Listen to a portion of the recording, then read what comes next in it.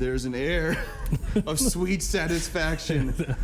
Josh has been giddy to do this. We're reviewing the new Ghostbusters. I'm not pulling any punches here, Kurt. I wasn't that disappointed with the cast. I was not, like I said, I'm not a big Leslie Jones person on SNL. I was like, okay, she's not my kind of comedian. I'm like, she might not be able to handle her. But Kristen Wiig, if every character was like Kristen Wiig in this movie, it would have been awesome. I agree. Kristen Wiig was the only one I liked. I found the characters very one-dimensional. There was no meat and potatoes to their story. This is what bothered me about the characters. By the end of the movie, like the first half an hour of this movie, I'm like, they're not doing too bad job. Yeah. Not bad. By the end, everything in this movie just seemed like a caricature. You know what I mean? Yeah.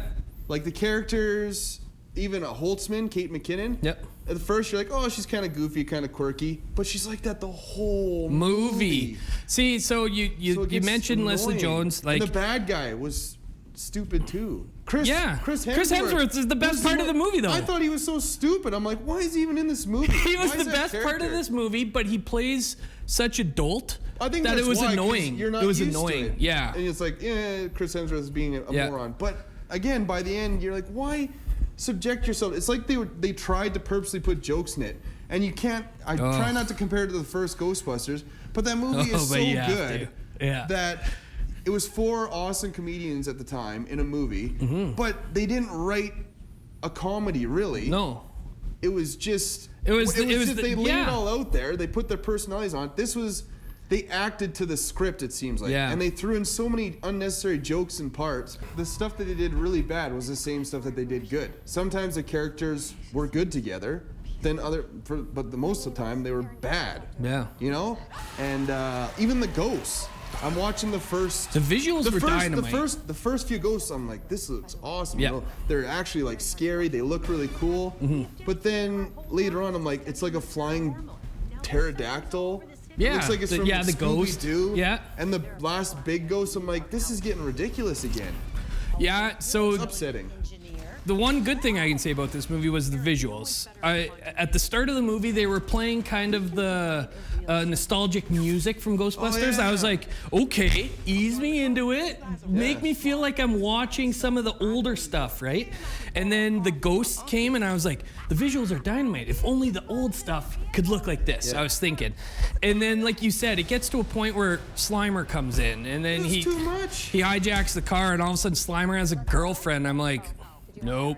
Yeah. Again, get it out of here. They surrounded it with the not greatest script. There was such a good script in there somewhere. You got everybody back to cameo. You couldn't have put them in 20 minutes of the movie to kind of... The cameos were forced down your throat. I know. You so badly. It could have been a transition of a Ghostbusters 3. It didn't have to be a reboot. But that's the thing. Is it a reboot? Is it a sequel? Remake? We don't know. Like...